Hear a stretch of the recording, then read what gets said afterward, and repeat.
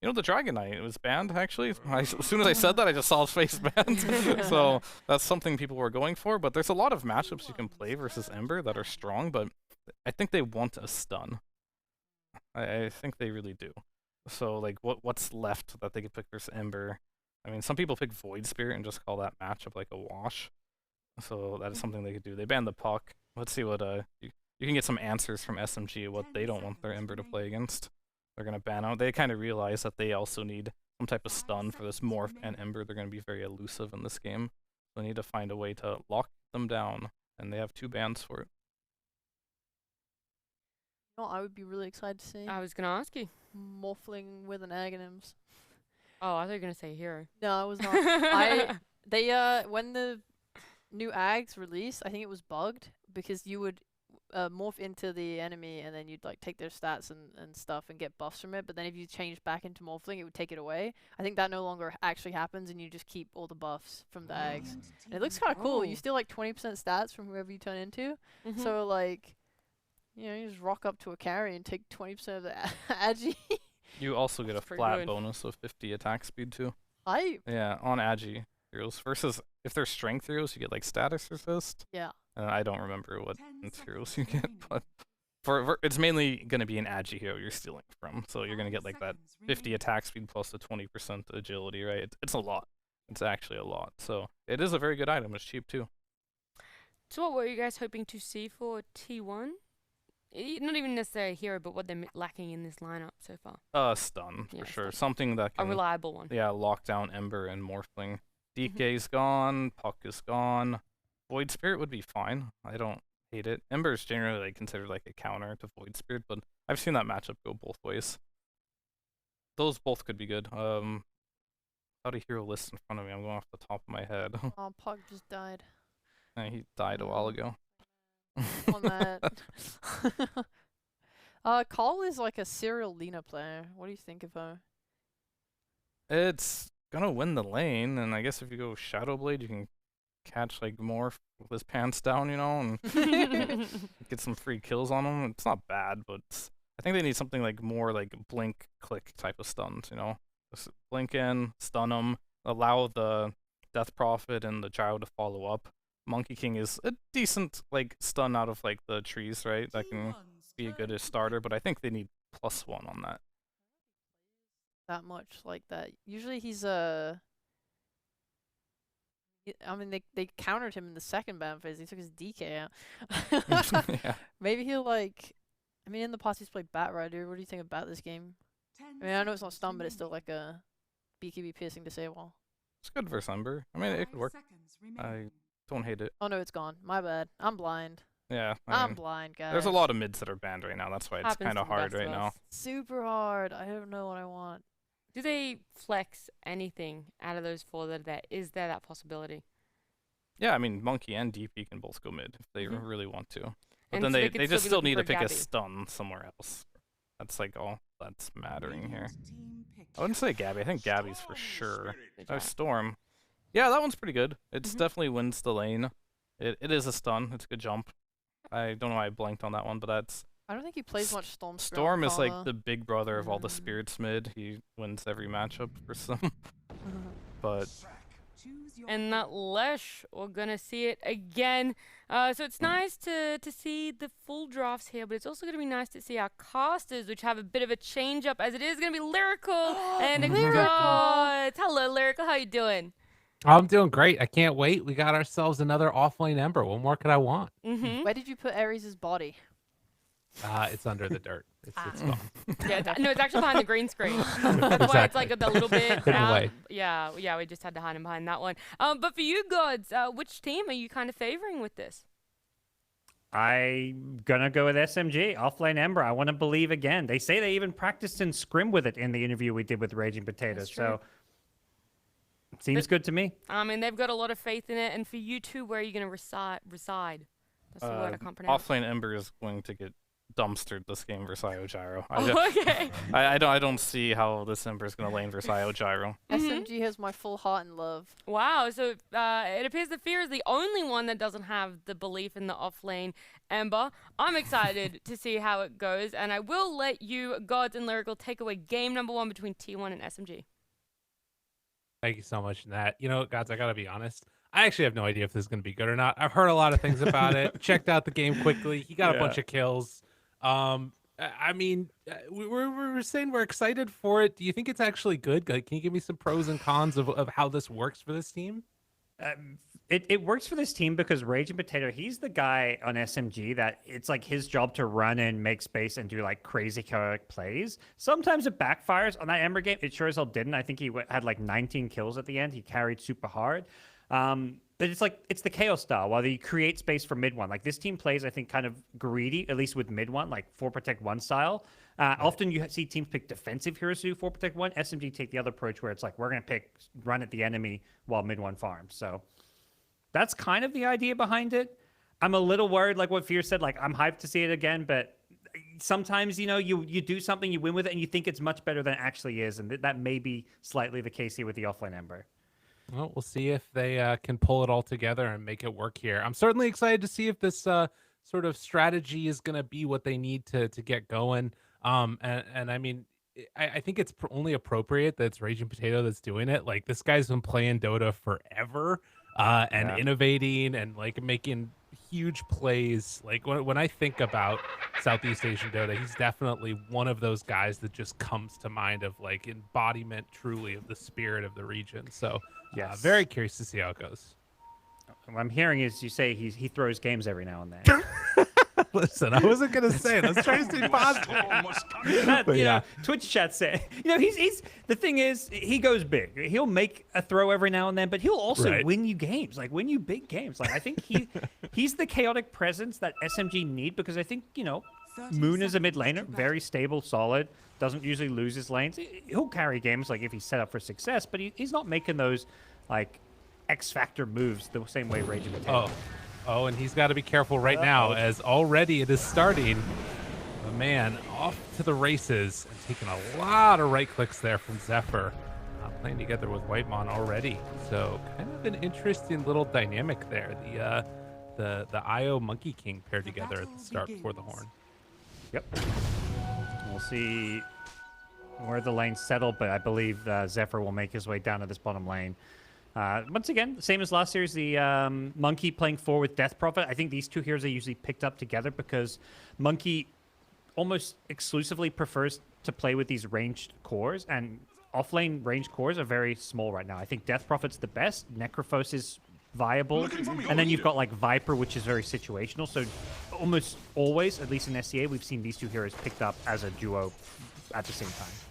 Right, and this hero still provides so much to you in the sort of mid games. We're seeing this Storm versus Lesh matchup mid, but Monkey King oftentimes in that mid game is that hero that's going to be scouting around the trees, either looking for smoke ganks to break them himself and then jump away, or possibly setting up for kills. And against a Morph lane, that's going to be something that's very relevant.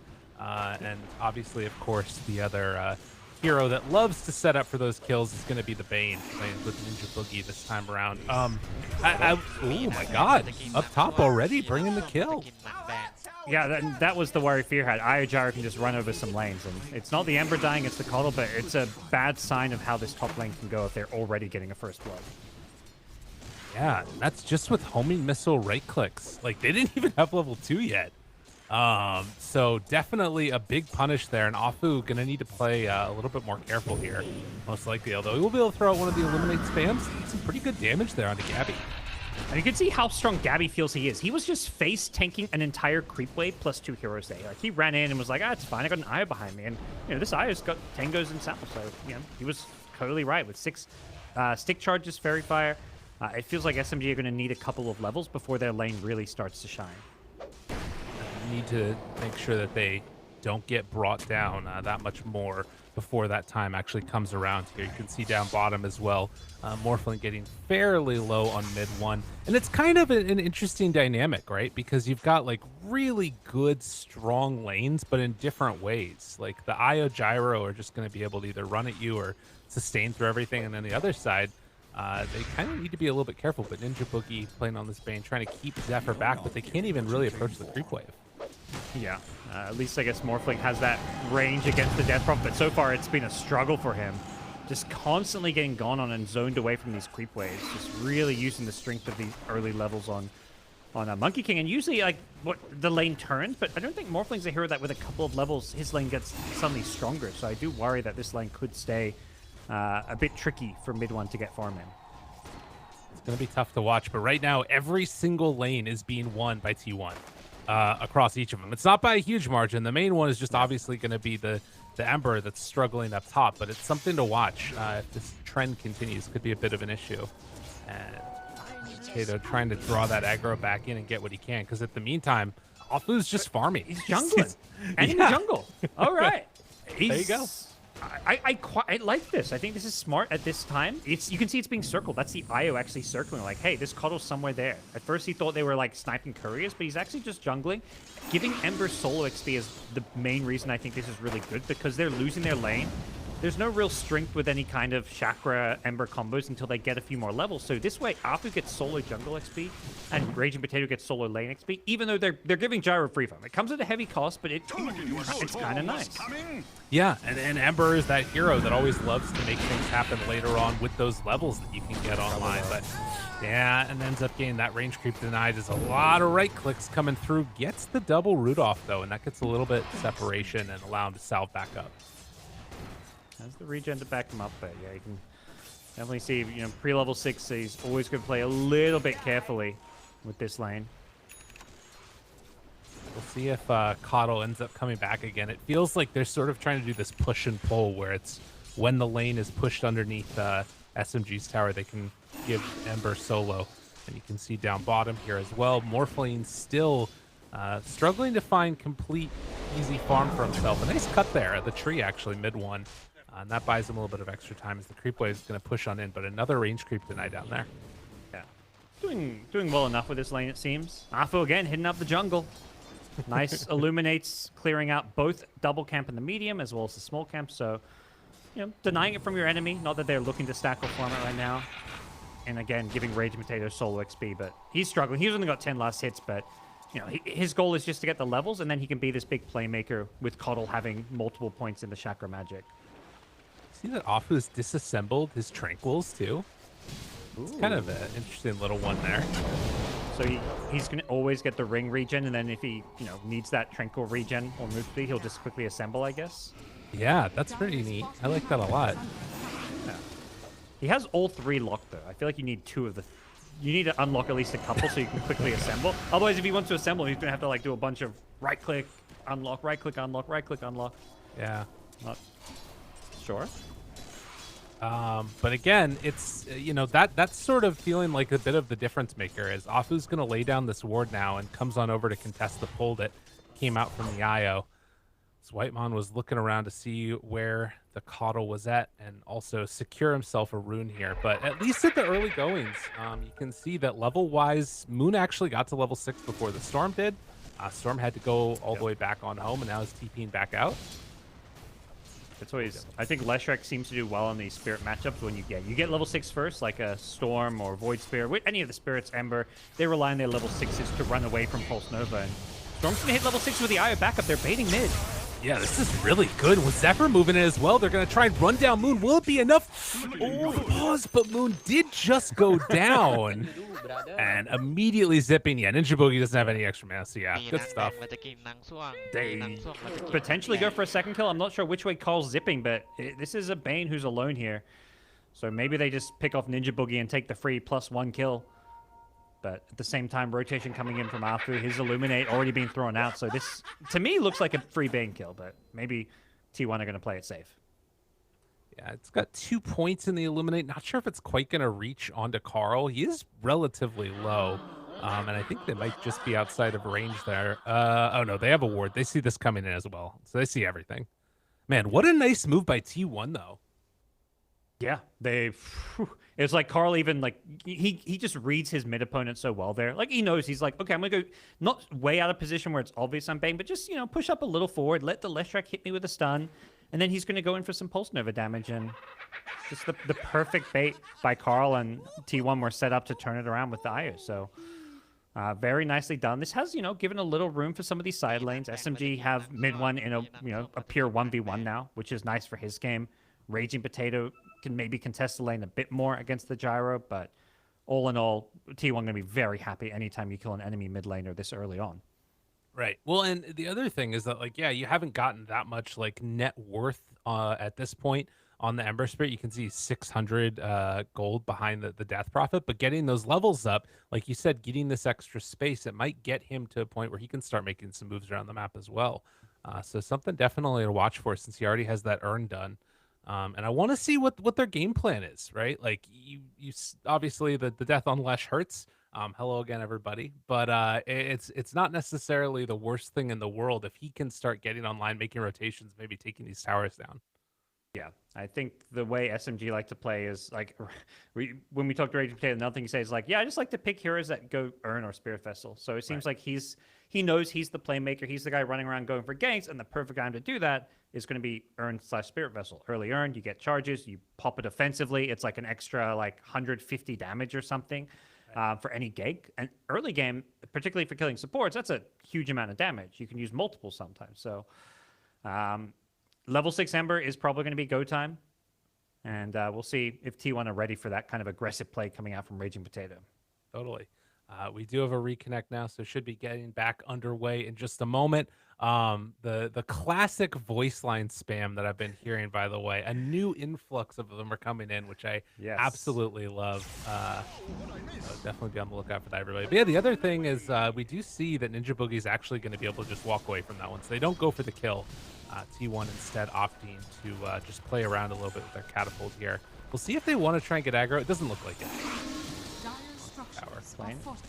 Playing it safe. Looks like, they're both catapults low enough that they don't want to push with it. But instead, T1's just running top. They've just a double stack, but they'll steal some enemy jungle camps. Bringing 3 heroes to make sure they get this one. Just anything to take away gold and farm from the enemy here. It's been interesting. I think since that series against Polaris, T1 been very good about checking the stacks to make sure they don't run into issues. Polaris is a good team to teach everyone to be better at Dota. You got to react and respond to them, and then you're going to be very proactive with it in all your games after playing them.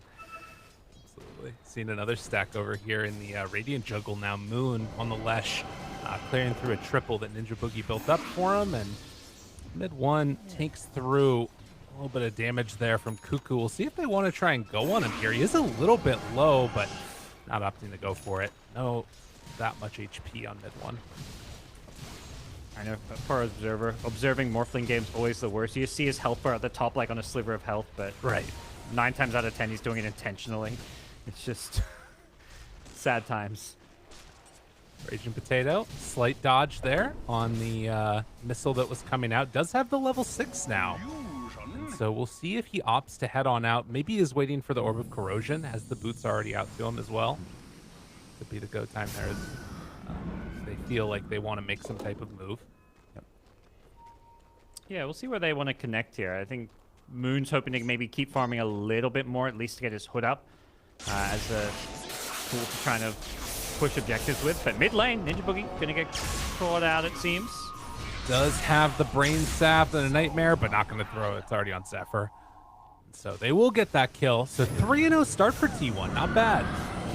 Potential retaliation, though. Raging Potatoes rotated, but all he needs to do is Siphon and Cuckoo's out of there. SMG just lacking the damage and the lockdown in that situation, even with the 2 points in the chains. Yeah, mid one. I mean, a Boundless Strike could look good afterwards. There's no silence on Death Prophet, but with level 6, this might be the opportunity to try and go to push down this tower a little bit. Everyone seems to know. He's already morphed strength. Yeah, he's getting out of there. Yeah. Even before that initiation, he was getting, he was on 300 health. He's like, I'll get up to like 500 or 600. Heal myself up a bit. But again, not like the fastest moves around the map trying to go for a ton of kills, it feels like. More just jockeying for position. Is Afu, does he find the right tree? Nah, not going to get it that time. Zephyr, cool as a cucumber. He just stays there. Oh Two my God. missed in a row. And Afu, they turn. The sleep is off to the side. Kuku wants to run at this one. They're able to get Afu out for the moment. Ninja Boogie does have another Brain Staff and 6 stick charges, but it's a lot of damage coming in from that exorcism. Will they be able to go for it? Maybe another one afterwards. Afu in some more trouble, and they get 2. Mid 1 turns now, seeing if he can make something happen against Zephyr, and they will be able to find that route. And no relocate this time from the IO. So they get 1 in return and get some earn charges on board. Okay. You know, it supports carrying lives, but mid lane, the bigger kill, Moon, he cannot afford to go down here. That'd be a huge one for Carl, but he does have just enough health to survive through it. Still had lots of 1 charges, so it looks like he was going to be more than okay there. Yeah, gets the bottle refill afterwards, so we'll see where they decide to go now. But this is the combo, right? You've got both the Coddle Ember and then also Coddle Leshrac. They've got ridiculous amounts of spam, but again, they kind of need to get some of those survivability items first. It looks like the Lesh trying to go immediately into a hood to try and survive through all this magical burst damage that they've got on T1. Yeah. The Hood Leshrac has become, I think, less popular, but typically you're buying it in these games where you want to make plays early on, and I think the SMG way is the 4 non-mid 1 heroes are always looking to fight, push towers, and create space for mid 1, so he's going for the most cost-effective early game item possible. And up top now, they found him. Zephyr caught. Gabby is over to the side trying to bring down Moon and actually pops the Invis rune, and that's going to keep him alive. Moon thinking about turning. Oh, wait, he's got the Pulse Nova going still. Trying to burn them through with Invis, but Afu down low and going to die. So they take down 2, and Moon just barely able to get out of there alive. Yeah, that was really clever from Moon. The way he left the Pulse Nova on when he went Invis, he got Carl kind of low there. Unfortunately, you know, it is IO plus Storm, so the sustain is just going to be a bit too much there. But at least for a little while, it seemed like the Storm didn't quite realize what was damaging him. Yeah, and that's one of those that can very quickly turn south and put a lot of egg on your face as a pro player. It happens to the best of us, you know, the Ricky Iron Shell days. But nonetheless, 2-7. And 1,000 gold separating these two teams. A smoke up now coming from Whitemon and Carl as pressure is looking to go down bottom. They understand what SMG is doing. They're going to commit a lot of heroes top to go for a push, but that means mid 1 is somewhere alone farming. Fortunately for mid 1 is he kind of scouts, pops the smoke in a place where he doesn't get caught. If they'd found him on, like, you know, 500 health, agi farming neutrals, you can blow him up with the Storm. So mid 1 not getting picked off there, definitely helping out his game.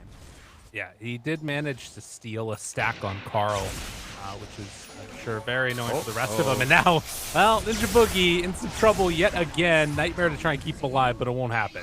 So Carl dominating right now, 4-0-1, and just hasn't looked back since a good early game.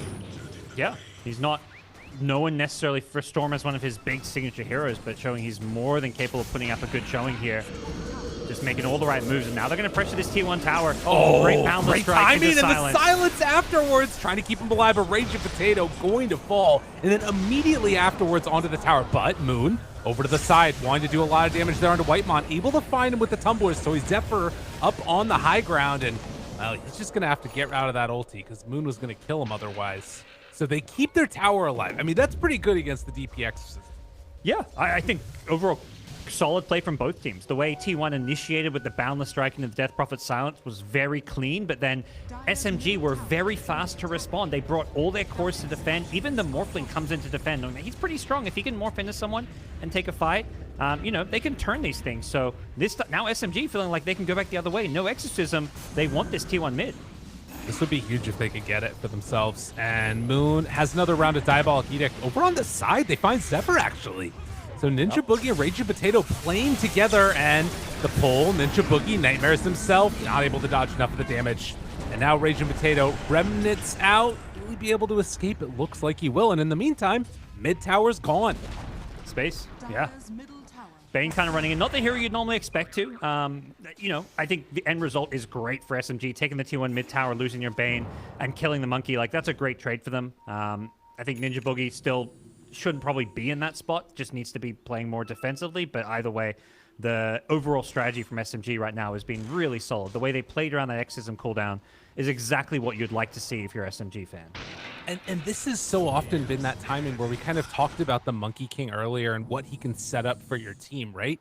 And you look at SMG's response, they bought 4 Quelling Blades. They have one on everybody except for Lesh right now. Granted, Yeah. Morphblade has it as an inventory, but that's one of those things where it's like they're coming up with very specific solutions to try and shut down Zephyr. Yeah. I like the one bottom lane where Zephyr's like watching them cut the trees that literally next one he's on, and he's just not even moving. He's like, that's fine. They won't guess the right one. Dire are scanning. We'll see. Right now we've got Gyro's Diffusal up, so potential for T1 to really get this IO Gyro involved. The Diffusal, nice this game. I wouldn't say it cripples any of these heroes too much. Definitely Leshrac, you burn through the mana pool, he's just doing less damage, less Pulse Nova. But it's always this item where if you see your opponent's going to be playing fast tempo running, you want an early game fighting item. Oh, sleep onto one and the catch on the other. Oh, the turn. It's enough for the kill. They bring down the storm, and it costs Ninja Boogie his life, but now mid one, now he's low on mana. A Diffusal Blade pretty strong, but Moon in the area, able to turn it now. Moon doing a ton of damage. Reach field, they get the reload out. No. Moon hoping to escape from this, and he won't be able to, so Cuckoo playing a little bit of cleanup there. Now Zephyr right on top of Raging Potato, turning for the fight, but it's not going to be enough. He goes down on the Monkey King, and Afu ends up also falling. Cuckoo, is he going to get an ultra kill here at 15 minutes? Thinking about diving a bit more. Well, Ninja Joining Boogie. everyone. That Spirit Vessel, ooh, doesn't quite tick him down. Oh, that was close. That was very, very close. And now thinking about going for round 2 of this. I No don't more think they've got the Exo. damage to kill Cuckoo. I don't think so. He's trying to heal himself up with the urn charges, but that's a losing battle against Cuckoo. Huge team fight. I think mid one, I thought he would live there. He had a 21 charge. He waveformed away, and then I think he started morphing Agi to try and, like, heal back up, but he still had maybe he didn't realize he had, like, a vessel on him, or, like, the exorcism damage was hitting him. Because he was out of there, I thought. Yeah. Yeah, it was very Carl weird. found another. I've seen this story before. Nightmare, pushback, and he ends up going down. It's interesting, though, right? I think that if you sort of keep an eye on some of the changes that have been going on as well, the Bane changes where all of that starts because he's able to get the grip off. And the Fiend's grip, like, cast point has been reduced relatively recently, so you can actually get it between zips if the Storm isn't careful. So kind of, well, they find Raging Potato and get the kill. But you talk a little bit about, Carl maybe having not played it recently. Yep. There's been an interesting couple of changes in the last couple patches for Bane with that. Yeah, I think Ninja Boogie, for me, he's always been this 5 where he's a good playmaker, but sometimes positioning-wise he can struggle, and he's just also a bit rusty. This guy's not been playing Pro Dota during Tour 1. Something, we interviewed Raging Potato. He also said, it's like, I was like, what's it like playing with Ninja Boogie games? Like, yeah, the guy's still a bit rusty. He's, needs to work on his. He was literally saying the guy needs to work on his individual skill, but in a way where he believed in him. But right now, Ninja Boogie trying to get back in the swing of things. Okay, I see. That's the 0-6 strat that we're seeing right now. Your Bane going 0-6 this quickly, usually not a great sign, but at the same time, in the process of going 0-6, he makes some big plays. Like killing the Storm there was really nice. Yeah. Well, and now still they need to pull themselves out of this hole. It's 4,000 net worth into the favor of T1. A lot of that being just the Cuckoo performance that we've seen so far, but does get caught. This would be a big kill for them if they can get it. And the big zip in from downtown. He pulls over there instead of Ninja Boogie. He pulls onto the Lesh. That does get a kill on the Moon. But now Afu also going down, and Raging Potato hanging out in no man's land. Has to get out of there for sure. No Zephyr remnants is left. on him. Just the one in the river. And will they be able to find this kill into Raging Potato? Find as much time as possible. And Rooted trying to walk away still. The missile's coming in, but yeah, the Boundless Strike ends all that. Yeah, Gabby was camping his Revenant, so he couldn't really get away unless he wanted to feed the enemy, carry a kill, but great counterplay from T1. I mean, that's the beauty of the Storm. He just zips in. Maybe he could have saved the DP if he vortexes the Bane there, but I think he just, he saw an enemy core, the Leshrac that he wanted to kill, so great. I think good call from Carl to go for that, and now they've set their team up to take the mid T1 tower. Just very quick response from T1. They're not hesitating when it comes to making these moves. I think some of the week 1 T1 games, we saw them like playing a bit passively, farming, letting their opponents kind of control the map. This time around, they're just not doing that. need to get it online here for sure, if possible. 7-20. Very rapidly, it's gone this way. They get a D ward here. Zephyr's jumping around in the trees. But at least for now, very much a constricted feeling in this game for SMG. And where are they going to go next? I mean, it feels like they need to buy more time for this morph still. It's going to be a bit. Yeah, I think that's right. But maybe the way they go about that is try and make some aggressive moves. But without BKBs, the Ember and Leshrac, I think, are going to struggle a little bit to team fight. Raging Potato is not even close or hasn't started working his. He's only just now got his Vessel, which does help him tank up a bit more. But I think particularly from Moon, he's thinking more about a BKB timing before they try and take any big team fight, which gives T1 an opening. They're ready to go. Ooh, good remnant through. Breaks the tree at the same time as well. Now Moon see if he can get the kill into Zephyr, and we'll get it. Cuckoo on the other side, and there's the grip. They got him caught in a lot of trouble, but will they be able to bring him down? Oh, it's not quite looking like it. Cuckoo lives through it all, and now Moon gets turned upon. They find 4. Cuckoo is just too strong. Yeah, he survives too long, and then when you've got a relocate from an Io with a Gyro, who's this Gyro is super strong too. BKB Diffusal already 2,000 health. They've got no answers for Gabby when he comes relocating in, so even if Cuckoo dies there, they're going to clean up. So all he has to do is survive as long as possible. In this case, he lives, and T1 secure themselves Roshan. Just really good play all around from the T1 squad.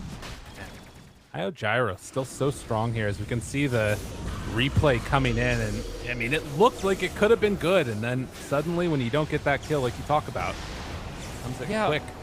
The Coddle, I think, force-staffs the Leshrac away, which is like, he's trying to force-staff him to safety, but at the same time, I think the Leshrac's AoE, the Pulse Nova damage was needed for the gripped-up Death Prophet, but without that, they weren't going to ever kill Cuckoo, so maybe a bit of miscommunication, or maybe he just had a different idea where he thought he could save him, but SMG need to be careful that they don't let this gold lead slip too much into T1's favor right now. And the Aegis obviously making it that much more difficult. Have relocate back up in 6, so even if this turns into a fight right here, as Ninja Boogie is scouted in the area, not sure if they're going to be able to make it a fight that they want to take. And, well, Ninja Boogie went a bit far, and the rest of them just have to retreat. Radiant's middle tower is You under can see there, Zephyr, as soon as he's like, scouts out, okay, they rank me, doesn't matter, my Storm's nearby, I'll just go around. If I die because they commit 3 or 4 heroes on me, he knows his teammates are always going to turn that one around and clean up. So smart call from SMG just to let the Bane die and not commit anything else. Controlling that whole side of the map right now. 10k gold lead. It's looking really good for T1 here. It's always so hard to play from behind into IOs because it feels like you can't farm the map because of the relocate threat. Moon in trouble. And yet again, I mean, tries to do what he can to stay alive as long as possible, but it was an inevitability, and now they find the rest of him as well. Ninja Boogie just respawned and is dead again. And T1 just continue this dominance. They got the missile on Raging Potato. Yeah, they know where he is. They're just tracking it. And they got him. Now the jump in, the relocate afterwards. Oh, Raging Potato. It wasn't meant to be. A double kill for Gabby. Nowhere is safe. Yep. No creeps to push with. Gabby's like, yeah, I can get this tower. No. But yeah, nowhere is safe. Relocate plus Storm. This is, I think, the other thing that's really... The Iris Storm we saw being used a ton by also Talon in Division 2. Incredibly strong because Io just, Storm's damage comes from his mana pool and Io can give more. But it's also great because these heroes are both global. Oh god, mid one dying. Things just going from bad to worse now for SMG. Yeah, all that was the silence, and then the stun afterwards. The BKB, I think, had not, or maybe it had been delivered, but regardless, they don't end up being able to keep him alive. So mid one down, they farmed a triple stack that was in SMG's triangle, and Ninja Boogie just inside of range of that sentry. Gabby is godlike, and oh man. He thought he had a Shadow Amulet grip play. He knew Carl was headed his way.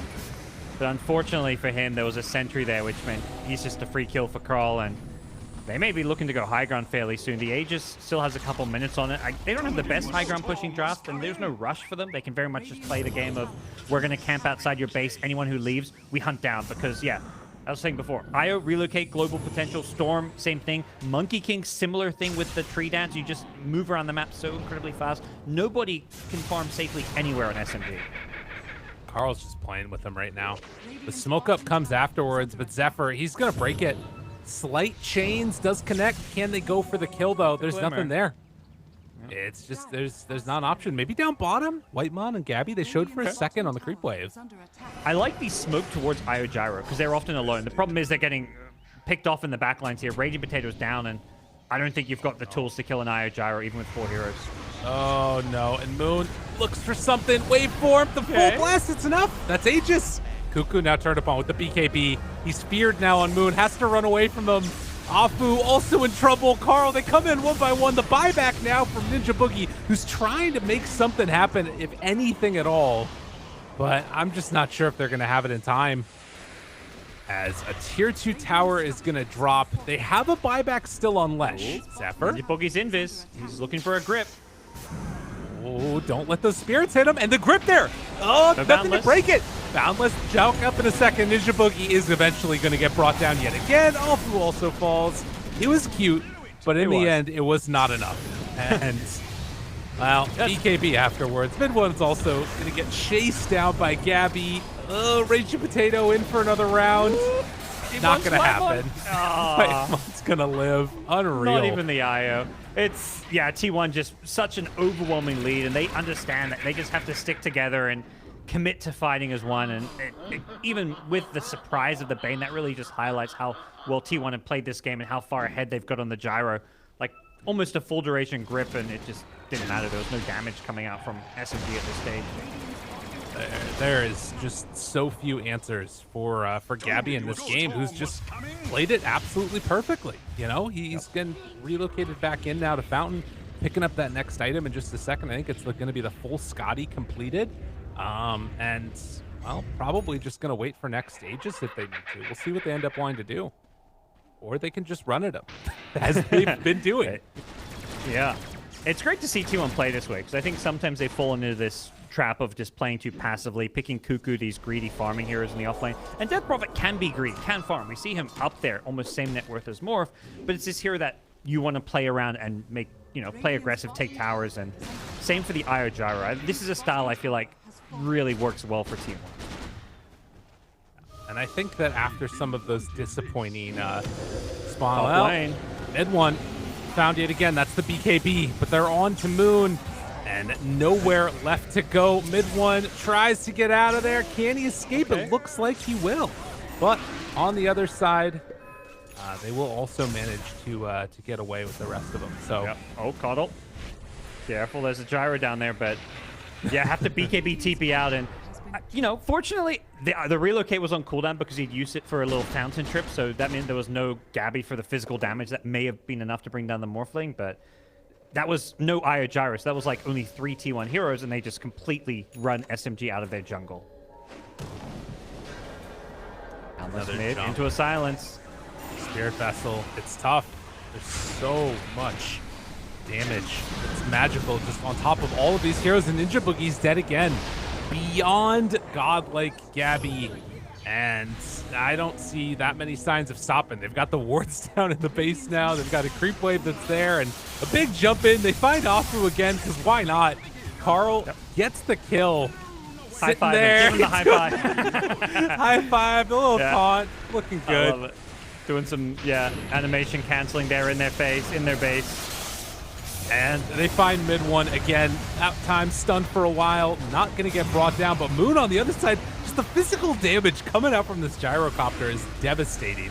And Moon will manage to get back, but the Rax, they can't run away, and they are going to go into the dirt.